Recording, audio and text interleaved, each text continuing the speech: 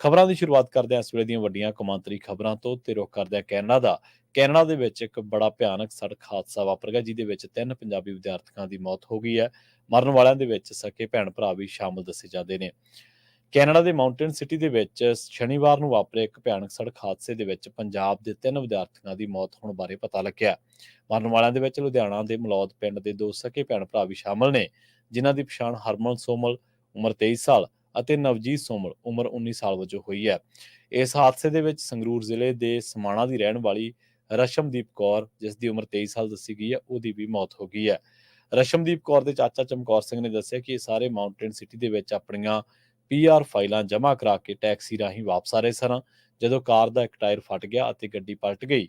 ਇਸ ਤੋਂ ਬਾਅਦ ਤਿੰਨੇ ਵਿਦਿਆਰਥੀਆਂ ਦੀ ਮੌਤ ਹੋ ਗਈ, ਜਦਕਿ ਟੈਕਸੀ ਡਰਾਈਵਰ ਇਸ ਘਟਨਾ ਦੇ ਵਿੱਚ ਵਾਲ-ਵਾਲ ਬਚ ਗਿਆ। ਚਮਕੌਰ ਸਿੰਘ ਨੇ ਦੱਸਿਆ ਕਿ ਰਸ਼ਮਦੀਪ ਕੌਰ 4 ਸਾਲ ਪਹਿਲਾਂ ਕੈਨੇਡਾ ਗਈ ਸੀ। ਸੋ ਖਬਰਾਂ ਦੇ ਵਿੱਚੋਂ ਜਿਹੜੀ ਜਾਣਕਾਰੀ ਮਿਲੀ ਉਹਦੇ ਮੁਤਾਬਕ ਜਦੋਂ ਪੀਆਰ ਫਾਈਲਾਂ ਜਮ੍ਹਾਂ ਕਰਾ ਕੇ ਵਾਪਸ ਆ ਰਹੇ ਸਨ ਤਾਂ ਉਸ ਤੋਂ ਬਾਅਦ ਇਹ ਹਾਦਸਾ ਵਾਪਰਿਆ। ਬੜੀ ਮੰਦਭਾਗੀ ਘਟਨਾ ਵਾਪਰੀ ਹੈ। ਇੱਕੋ ਘਰ ਦੇ 2 ਚਿਰਾਗ ਬੁਝ ਗਏ ਨੇ ਤੇ ਇੱਕ ਘਰ ਦੀ ਇੱਕ ਬੱਚੀ ਦੀ ਇਸ ਹਾਦਸੇ ਦੇ ਵਿੱਚ ਮੌਤ ਹੋ ਗਈ ਹੈ। ਕੈਨੇਡਾ ਜਾਂ ਦੂਜੇ ਮੁਲਕਾਂ ਦੇ ਵਿੱਚ ਪੰਜਾਬੀ ਵਿਦਿਆਰਥੀਆਂ ਦੀਆਂ ਮੌਤਾਂ ਲੰਘੇ ਦਿਨਾਂ ਤੋਂ ਜਿਹੜੀਆਂ ਨੇ ਉਹ ਕਾਫੀ ਉਹਨਾਂ ਦੀ ਗਿਣਤੀ ਦੇ ਵਿੱਚ ਇਜ਼ਾਫਾ ਦੇਖਿਆ ਜਾ ਰਿਹਾ। ਹਾਲਾਂਕਿ ਇਹ ਸੜਕ ਹਾਦਸਾ, ਪਰ ਆਪਾਂ ਕਈ ਖਬਰਾਂ ਅਜਿਹੀਆਂ ਵੀ ਸਾਂਝੀਆਂ ਕੀਤੀਆਂ ਜਿੱਥੇ ਸਟ੍ਰੈਸ ਕਰਕੇ ਵੀ ਕਈ ਪੰਜਾਬੀ ਵਿਦਿਆਰਥੀਆਂ ਦੀ ਮੌਤ ਹੋਈ ਹੈ, ਕਿਉਂਕਿ ਕੈਨੇਡਾ ਦੇ ਵਿੱਚ ਜਿਹੜੇ ਕੰਮਕਾਰ ਦੇ ਰੁਜ਼ਗਾਰ ਦੇ ਹਾਲਾਤ ਨੇ ਉਹ ਪਹਿਲਾਂ ਵਰਗੇ ਨਹੀਂ ਰਹੇ। ਇੱਕ ਕਈ ਵਾਰੀ ਆਪਾਂ ਇਹ ਸੋਚਦੇ ਹਾਂ, ਚਲੋ ਸਾਰੇ ਤਾਂ ਨਹੀਂ ਹੁੰਦਾ, ਕਈ ਵਾਰੀ ਆਪਾਂ ਇਹ ਸੋਚਦੇ ਹਾਂ ਕਿ ਜਿਹੜੀ ਬਾਹਰਲੇ ਮੁਲਕਾਂ ਦੇ ਵਿੱਚ ਜਿਹੜੀ ਲਾਈਫ ਆ ਉਹ ਬੜੀ ਸੌਖੀ ਆ, ਆਸਾਨ ਆ, ਪਰ ਇੱਥੇ ਆ ਕੇ ਇੱਕ ਬਹੁਤ ਵੱਡੀ ਜੱਦੋਜਹਿਦ ਜਿਹੜੀ ਆ ਉਹ ਕਰਨੀ ਪੈਂਦੀ ਹੈ ਤੇ ਬਹੁਤ ਵਾਰ ਜਿਹੜੇ ਸਟੂਡੈਂਟ ਹੁੰਦੇ ਨੇ ਉਹ ਕਈ ਵਾਰੀ ਇਹਨਾਂ ਹਾਲਾਤਾਂ ਦੇ ਨਾਲ ਸਿੱਝਣ ਦੇ ਲਈ, ਇਹਨਾਂ ਹਾਲਾਤਾਂ ਦੇ ਵਿੱਚੋਂ ਲੰਘਣ ਦੇ ਲਈ ਮੈਂਟਲੀ ਪ੍ਰੀਪੇਅਰ ਨਹੀਂ ਹੁੰਦੇ ਤੇ ਇੱਧਰ ਆ ਕੇ ਉਹ ਸਟ੍ਰੈਸ ਦਾ ਸ਼ਿਕਾਰ ਹੋ ਜਾਂਦੇ ਆ। ਲੰਘੇ ਦਿਨੀ ਕੈਨੇਡਾ ਦੇ ਵਿੱਚ ਇੱਕ ਹੋਰ ਹਾਦਸਾ ਵਾਪਰਿਆ ਸੀ, ਜਿਹਦੇ ਵਿੱਚ ਕੁਛ ਹੀ ਦਿਨ ਪਹਿਲਾਂ ਆਇਆ ਇੱਕ ਨੌਜਵਾਨ ਇਸ ਹਾਦਸੇ ਦੇ ਵਿੱਚ ਮਾਰਿਆ ਗਿਆ ਸੀ। ਸੋ ਤੁਸੀਂ ਦੇਖੋ ਕਿ ਪੀਆਰ ਫਾਈਲਾਂ ਜਮ੍ਹਾਂ ਕਰਾ ਕੇ ਉਹ ਵਾਪਸ ਆ ਰਹੇ ਸਨ। ਕਿੰਨੇ ਸੁਪਨੇ, ਕਿੰਨੀਆਂ ਸਧਰਾਂ ਹੋਣੀਆਂ ਉਹਨਾਂ ਨੇ ਸੋਚਿਆ ਹੋਣਾ ਕਿ ਹੁਣ ਪਿੰਡ ਜਾਵਾਂਗੇ, ਪੰਜਾਬ ਜਾਵਾਂਗੇ। ਬੰਦਾ ਇਹੀ ਸੋਚਦਾ ਜਦੋਂ ਕੋਈ ਇਹਦਾ ਸਟੇਟਸ ਬਦਲਦਾ, ਜਦੋਂ ਕਿ ਇੱਧਰ ਉਹ ਇਕਨੋਮਿਕਲੀ ਫਾਈਨੈਂਸ਼ੀਅਲੀ ਉਹ ਸਾਊਂਡ ਹੁੰਦਾ, ਉਹਨੂੰ 4 ਪੈਸੇ ਉਹਨੂੰ ਜੋੜਨ ਲੱਗਦੇ, ਤਾਂ ਬੰਦਾ ਪਹਿਲਾਂ ਇਹੀ ਸੋਚਦਾ ਕਿ ਚਲੋ ਹੁਣ ਇੱਕ ਗੇੜਾ ਲਾ ਕੇ ਆਉਣਾ, ਮਾਂ ਪਿਓ ਨੂੰ ਮਿਲ ਕੇ ਆਉਣਾ। ਪਰ ਕੀ ਪਤਾ ਸੀ ਇਸ ਅਣਹੋਣੀ ਨੇ ਇੱਕੋ ਘਰ ਦੇ 2 ਚਿਰਾਗ ਬੁਝਾ ਦੇਣੇ ਤੇ ਇੱਕ ਹੋਰ ਜਿਹੜੀ ਬੱਚੀ ਹੈ 23 ਸਾਲ ਦੀ ਰਸ਼ਮਦੀਪ ਕੌਰ, ਜਿਹਦਾ ਪਿੰਡ ਸੰਗਰੂਰ ਜ਼ਿਲ੍ਹੇ ਦੇ ਵਿੱਚ ਸਮਾਣਾ ਹੈ, ਉਹਦੀ ਵੀ ਇਸ ਸੜਕ ਹਾਦਸੇ ਦੇ ਵਿੱਚ ਮੌਤ ਹੋ ਗਈ ਹੈ।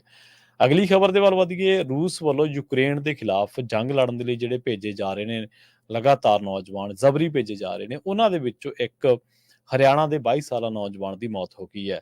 ਨੌਜਵਾਨ ਦੇ ਭਰਾ ਅਜੇ ਮੌਨ ਨੇ ਦੱਸਿਆ ਕਿ ਮਾਸਕੋ ਸਥਿਤ ਭਾਰਤੀ ਦੂਤਾਵਾਸ ਨੇ ਰਵੀ ਮੌਨ ਦੀ ਮੌਤ ਜਿਹੜੀ ਆ ਉਹਦੀ ਪੁਸ਼ਟੀ ਕਰ ਦਿੱਤੀ ਹੈ।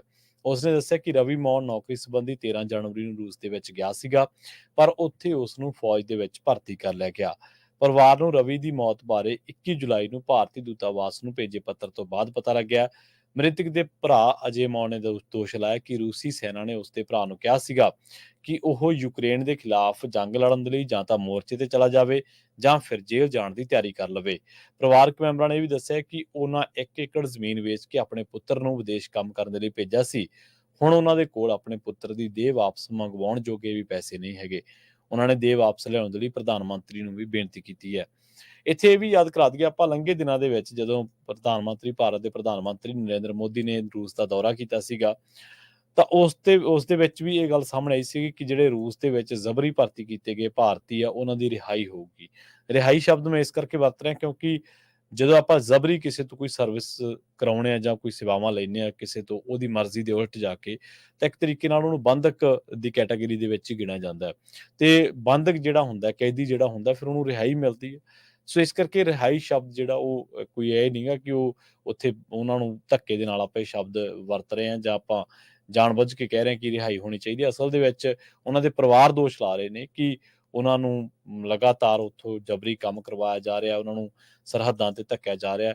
ਔਰ ਰਵੀ ਮੌਨ ਦੇ ਰੂਪ ਦੇ ਵਿੱਚ ਆਪਾਂ ਦੇਖਿਆ ਕਿ ਇੱਕ ਨੌਜਵਾਨ ਦੀ ਮੌਤ ਵੀ ਜਿਹੜੀ ਆ ਉਹ ਹੋ ਚੁੱਕੀ ਹੈ 21 ਜੁਲਾਈ ਨੂੰ।